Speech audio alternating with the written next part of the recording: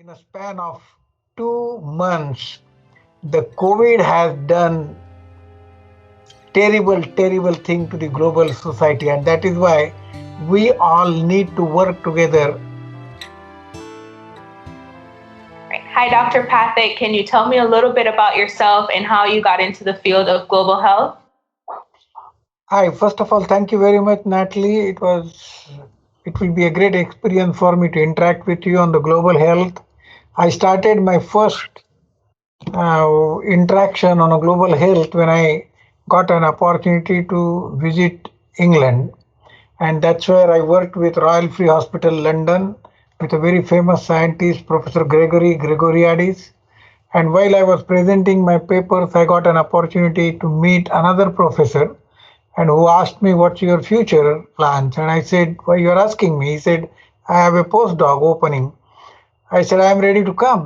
And that's where I embarked my next journey from England to Israel in 3 months. So I spent 2 years in Israel. It was a great experience for me because I worked with Hebrew University Hadassah Hospital, and I was attached to the neurology department as well as the College of Pharmacy there.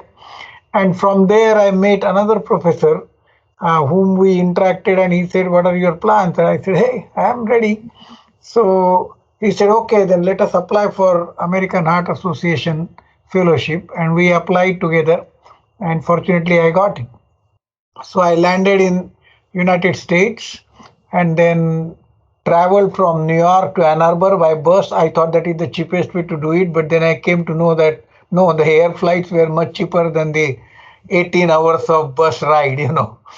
But I learned that. That's how my global health started, and subsequently I became assistant professor, and now I am professor.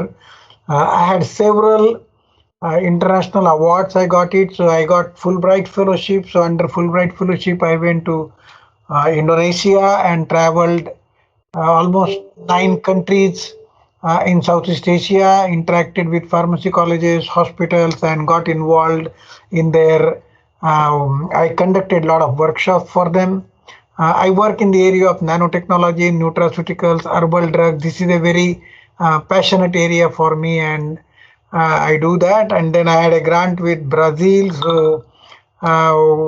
3 years I visited Brazil on CNPq fellowship, where we worked the impact of microgravity on the stability of drug delivery systems for space pharmaceuticals, and that led to the publication of 2 volume of books which I have edited.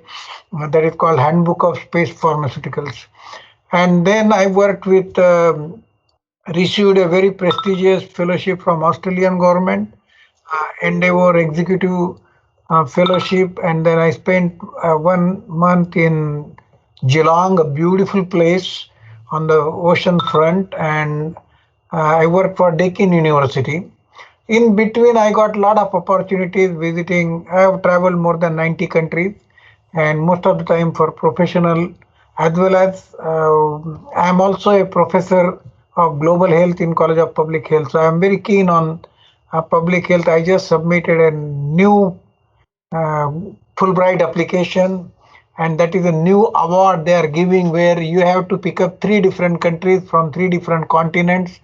And I submitted my application. I have picked up Parth Puthishastra University from Cambodia, and then I am visiting. Probably, if I get the fellowship, then I will be in Nigeria for a herbal drug delivery center, which is in Lagos with University of Lagos, and then the third one I am working in Colombia. So this is my future plans for Fulbright. That Awesome. Well, thank you so much for sharing about your experiences. Why is global health important? you know whether you want it or not. I had a wonderful conference I attended, and that was on arsenic poisoning. And believe it or not, but in America we were getting rice which was produced in Bangladesh, and the Bangladesh rice paddy fields had a lot of arsenic there, and that's how the arsenic entered in our food in United States, because rice which was brought in United States was carrying the arsenic. So you just cannot be on an island saying that this is my silo, nobody can touch me, and I will never be able to touch anybody. That is impossible. And we have seen that in a span of 2 months, the COVID has done terrible, terrible thing to the global society. And that is why we all need to work together as a member of the society of the globe. We are children of the Mother Earth, and we need to work for the Mother Earth as well as we have to work from each other, because our Mother Earth, we are children. So we need to take care of each other. If we don't take care of each other, it will be disastrous. And that's what we are seeing in the pandemic. And I think global health is one of the most important aspects of the healthcare, and we should teach as much as possible so that we'll take care of each other. Awesome. Well, thank you again for sharing. I think you answered my last question already a little earlier today. That last question was, what kind of global health efforts were you involved with before the pandemic started? I had a student who was doing PhD in global health. We did, it was the 4 years project, and we really collected data from 1,274 patients, and it was based on homeopathic medicine. Now we all know that it's very challenging to deal with the chronic diseases like Alzheimer's and Parkinson's and cancer and diabetes and blood pressure, and you name it. So people are looking for alternative systems where what will work for you. And there is traditional Ayurvedic medicine, traditional Chinese medicine, there is acupuncture, there is acupressure, there is massage therapy. There are hundreds of different types of possibilities are there, which can be brought under one umbrella as an integrative medicine.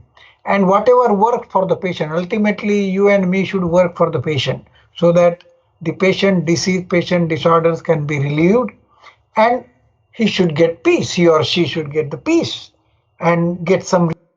And this is where I think there has to be a collaboration between the global stakeholders, whether it is the African person selling the herbs on the footpath in South Africa, but those herbs might be very useful for AIDS treatment. You never know it. Mm-hmm. And we are learning a lot from the herbs. I am a pharmacist and I teach a lot of things. One of the basic things I teach everybody is that if you look back, every drug which we say, even chloroquine, your anti-blood pressure medicines, a lot of your Lipitor, all these drugs have their molecule which came out of herbs.